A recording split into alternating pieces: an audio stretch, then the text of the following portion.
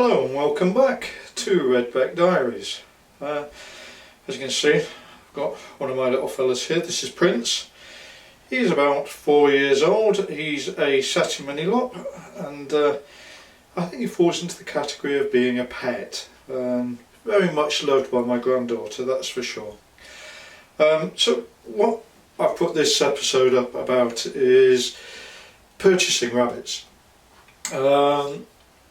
There's numerous ways that you can get access to rabbits. I think one is obviously being given one for friends or family. Yeah. So I'm not going to talk about that in any great detail because if a family's made the commitment, situation has changed and they've decided to take on somebody else's responsibility within the family, it's to be commended. So I'm not going to comment on that. If you're going to take on a rabbit that's a member of the family already, great, good on you. Next one is obviously pet shops. Pet shops are retail outlets. Let's bet no bones about it. And basically they're in it for the money. They act as a central hub. They will obviously sell you a pet, a rabbit on this occasion, and then offer you the facility, a one-stop shop, a supermarket in all intents and purposes, where you can get the cages, the food, bits and pieces, the bedding, etc, etc. So let's look at pet shops being a retail outlet. Now there's a number of very large ones that we're all familiar with. They are heavily into marketing, and they also defend their reputation fiercely, so forgive me if I don't mention any names. I don't think there's sort of rabbits here like chewing this waistcoat. It's going to get me into loads of trouble. So needless to say, pet shops are what they are. Now, pet shops have been around forever and a day. Human beings have traded in animals far longer than I've been on the planet, and most of the people sit there listening to this sort of presentation, and they ain't going to go away in any hurry. Problem is with pet shops is ultimately that they are trading in animals. Now there are good ones out there that spend a lot of time looking at the welfare of their rabbits, and there are those that don't particularly care a great deal. So what you're actually getting from a pet shop is you're getting no history. Somebody potentially has bred them. It could have been a breeder that's provided the pet shop with them. There could be mass produced in a breeding warehouse. That being said, what I'm trying to put across there is that you don't know the breeding of the animal. You don't know how it started life. You don't know the interaction. You don't know the health situations with regards to the rabbit. There's limited information. It's a one-stop shop. Now, if that's what you want to be able to go in, buy a rabbit off the shelf, pet shops might be the solution for you. Another option out there on the marketplace is rescues. All right. Now, rescues, just a quick one with regards to rescues. Firstly, I'm not going to criticise them because they've got hearts of gold. They will move heaven and earth to help an animal that's in distress or being neglected or mistreated or whatever the case may be. May have underlying health issues, may have behavioural issues, and rescues are the type of folk that will take those in, and they will do everything within their power to find a home for the associated rabbit. There's good ones, there's bad ones, and there's ugly ones. Right? And I'll bear no bones about that, and you'll hear me using that expression again when I move across each of the different sections. There's good pet shops, there's bad pet shops, there's ugly pet shops. The same with the rescues, and as we move through you'll see it's the same across the board. Now, problem I have, well, I don't have a problem with rescues. The issue is with the rescues is sometimes it is easier to fill out a self-tax assessment than it is to go for an adoption form to take on one of these rabbits. Now, rightly or wrongly, yes, they're looking after the interest of the animal, but fundamentally sometimes they make it exceptionally difficult. Plus side, the pros, it'll come vaccinated, it'll come neutered, and so you've not got those aspects to look at. They're usually quite knowledgeable. They'll talk about the feed and any health issues that the animal has. And in that regard, a rescue is a good solution. Hate it when the phone does that. So look at rescues. Problem is with rescues is, firstly, they will try and let you have a pair, and they will go on some quite depth about the significance of rabbits being social animals and like being in pairs, and so consequently there's also an underlying cost associated with that. So taking a rabbit from a pet shop or taking it from a rescue, you'll actually find that it's slightly more expensive from the rescue. Yes, it's been spayed. Yes, it's been vaccinated. But just be conscious of, you don't get to pick and choose. To some degree, they're choosing you, if that makes sense. Right. Other options in terms of getting hold of rabbits is internet. We live in the 21st century. Everything's sold on the internet, including animals. Irrespective of your viewpoint of selling animals on the internet, it happens. It's there. There are folks doing their utmost to stop it, but you can buy everything from a flying monkey through to a pot-bellied pig, all on the internet, and so consequently a lot of people are turning to the internet to buy their animals. Now, problem is with the internet is that usually there's not a great deal of information that's associated with the animal. It's not like a product where you can say, oh, it's been made in Taiwan, it was restitched in China, it's made out of the finest silk. You don't get a lot of that information with regards to animals. What you get is a nice picture and a price and contact me. Okay, now the internet is the hub, and I'm not fault to it. Pet shops use them, rescues use them, but it's full of breeders. Now I want to talk a little bit about breeders, because in my eyes there's three very distinct group of breeders. There's your hobby breeder, your occasional breeder, somebody who's got a couple of pet rabbits, put them together, and hey presto, they're coming out onto the marketplace with some cute looking little baby rabbits. The truth is about those, they are randomly bred pets to produce more randomly bred pets. Problem is with that is, with any type of random breeding, you've got health issues, behavioural issues that also come to the throne. Now, I'm not knocking these individuals, some of them are very passionate about what they do, but their knowledge is lacking in terms of what they're out to produce. They're producing something because they look cute, rather than producing something that's healthy, well balanced, and is no behavioural or underlying health issues. So the marketplace out there for the hobby breeder is vast. And that being said, the rescue world are not fans of indiscriminate breeding. You will hear so much information about how breeders, indiscriminate breeders, pet breeders, are responsible for 90% of most issues associated with rabbit. Let's not go there. I think everyone's entitled to their opinion. But your pet stroke hobby breeders, I suppose it's part of their journey in getting involved with animal management. So the other type of breeders you've got out there, and those what I would call the specialist breeders, or specialist stroke pet breeders. And these are individuals that have literally chosen the rabbit breed, the rabbit colour that they're actually working with.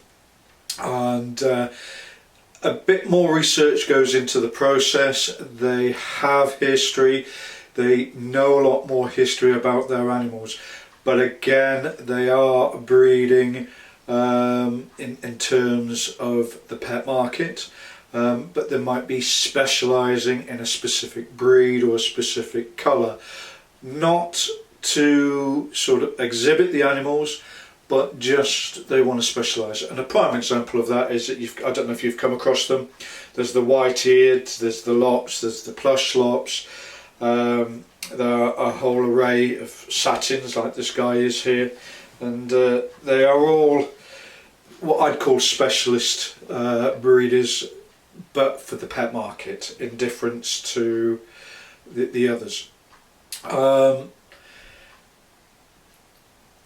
Again, I can say this a few times, there's good, there's bad, and there's ugly.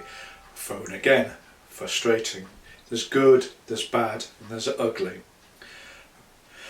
Then there is the next standard of breeders, what we call the exhibitors, or the rabbit fancy. Now, I understand this term fancy. I've heard it bounced around a lot. It's not a term that I think is commonly used now in the 21st century, but it gave birth to where we know rabbits is the fancy itself. Now, a fancy, or an exhibitor as I prefer to call them, are very unique specialists in their rabbit field. They do have a tendency to focus on specific breeds.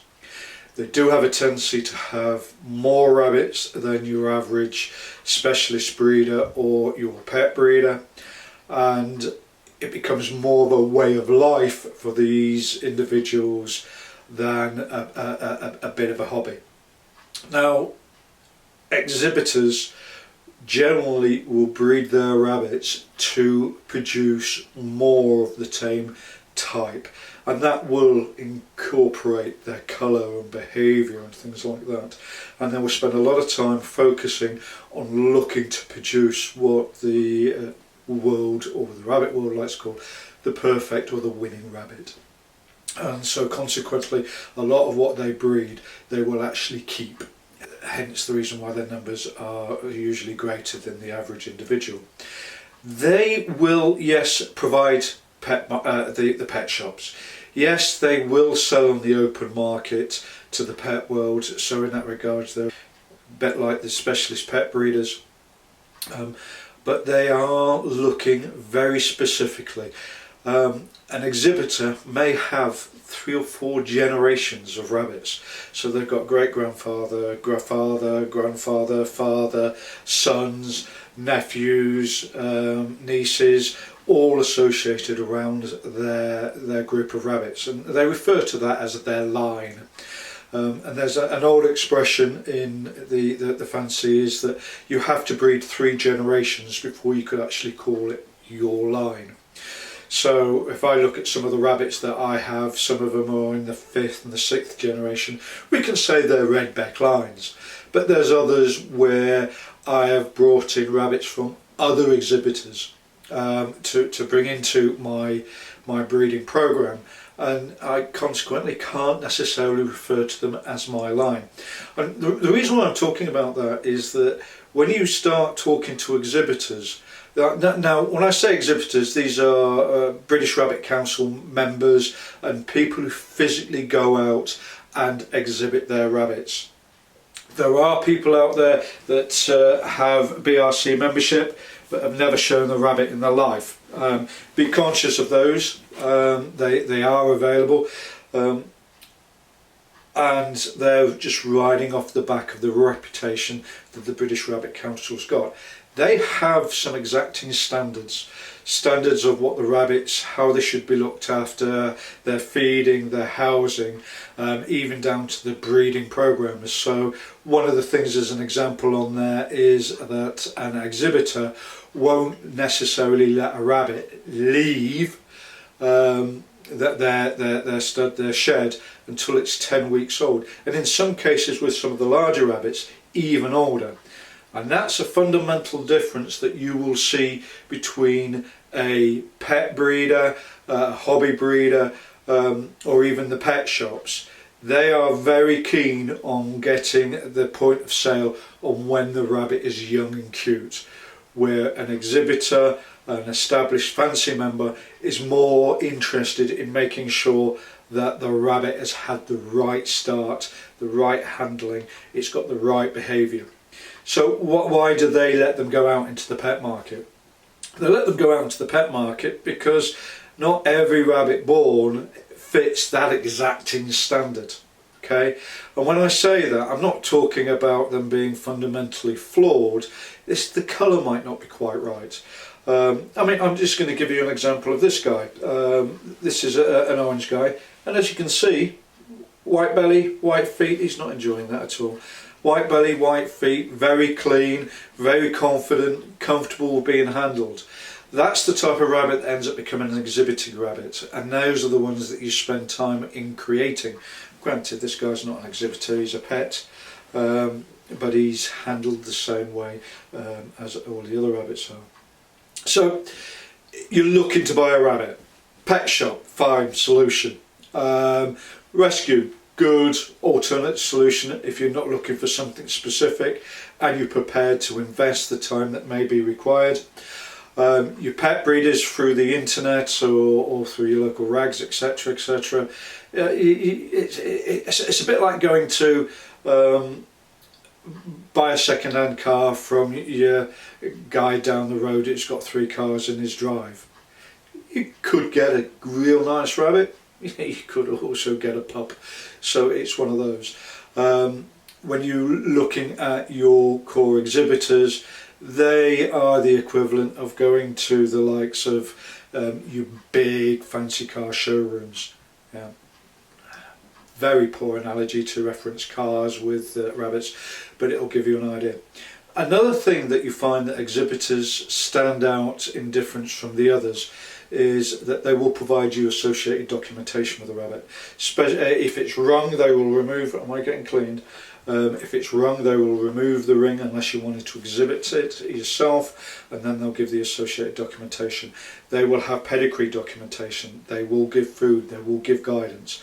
And the key difference with an exhibitor rabbit that spent a lot of time in producing these is that a good percentage of them will take the rabbit back.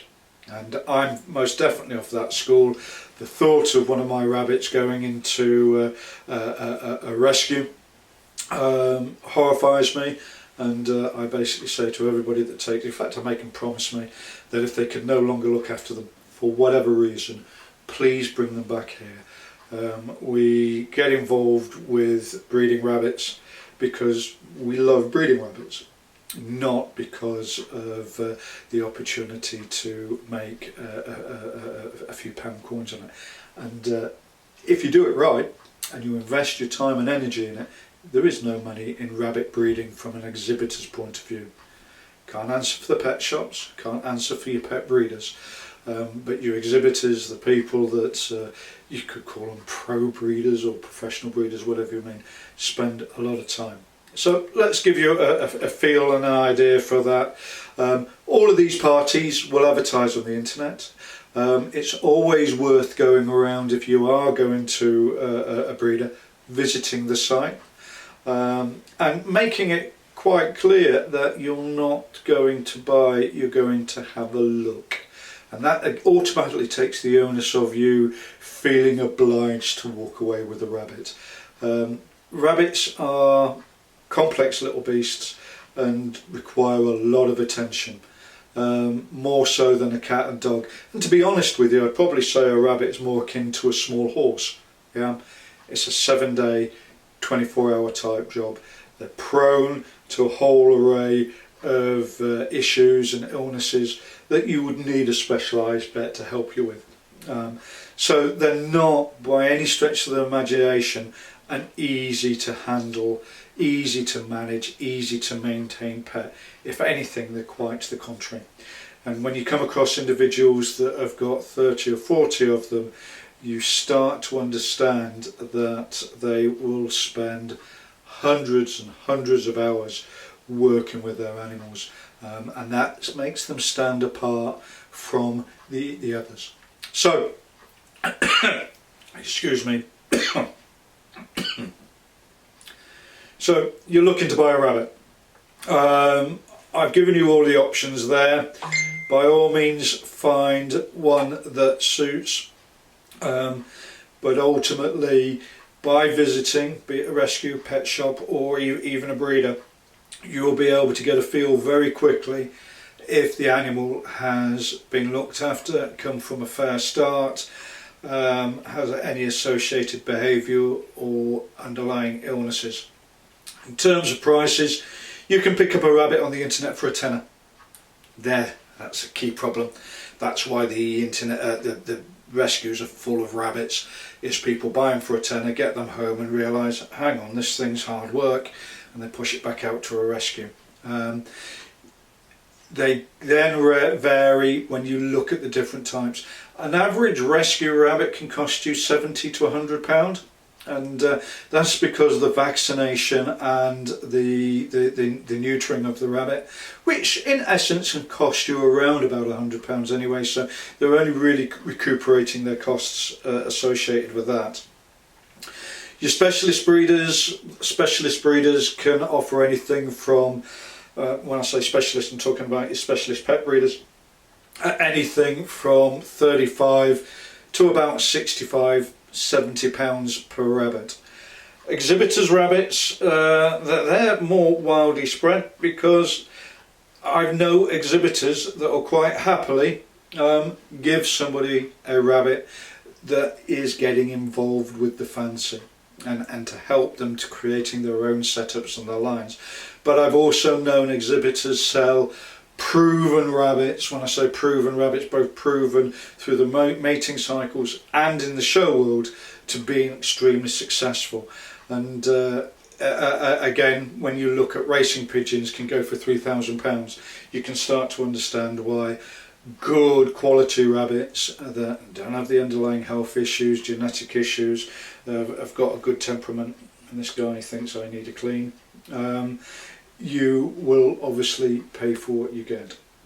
So that's my overview across. I'm trying to be quite balanced and unbiased. There are people that hate breeders with a passion, and to them there's no discrimination between a hobby breeder, a pet specialist breeder, or an exhibitor. To them, they breed the breed, the end thereof. And I'll go back to what I was saying earlier. In every walk, from your pet shops to your rescues to your specialist pet breeders, or even to your exhibitors, there's good ones. There's some really, really good ones out there, top of the game. There's some bad ones. That bad because they're bad, they're evil? No, they're more so that they're bad due because of their lack of knowledge. And you know when you bump into one of those and saying, oh, the rabbit's 6 weeks old, here, have it. Bad practice. Also giving rabbits away that have got underlying health issues like teeth malocclusion or eye issues or Vent's disease, and we will in subsequent sort of chats talk about the different types of diseases and issues and things to look out when you're actually looking to purchase a rabbit. And again, with the exhibitors, you've got excellent exhibitors out there that are exhibiting at not only national but international standards. These guys have been in it for 30-40 years. You can't necessarily fault their knowledge in terms of working with the animals, but then you've got some bad uns, and to cap it all off, you've got some ugly ones, and the ugly ones are in it for the wrong reason. And I think when you talk to the rescuers and the world talks about bad breeders, that they're talking about the ugly breeders, the breeders that are looking to turn a quick buck, the breeders that don't particularly care about the welfare of the animals. Those are the individuals that you want to look out for, and to be honest with you, walk away. So that's a quick overview of the different types of things. But to reiterate again, I like that word, rabbits are not easy. They are not a quick, simple pet. To get someone like this that will groom you and cuddle you and be comfortable with you, it's taken 4 or 5 years worth of handling, bred from good stock, well looked after, well managed, and obviously you can see the guy has no fear. He's in front of lights here, he's in my shed. To be honest with you, it's warm in here, it's snowing outside, so he's probably quite grateful for the cuddle. So if you like what you've heard and you'd like to be kept in the loop with regards to other discussions from my shed, Please hit the subscribe button. The bell icon will let you know if any subsequent chats come up. Follow me, send me messages, openly criticise, comment. I'm a big boy. I'm not getting, my feelings aren't going to get hurt. What I'm trying to do is just to share with you my love of the animals and the things that I've learnt going forward with the rabbits that I've got. So thank you for your time, and see you later. Bye.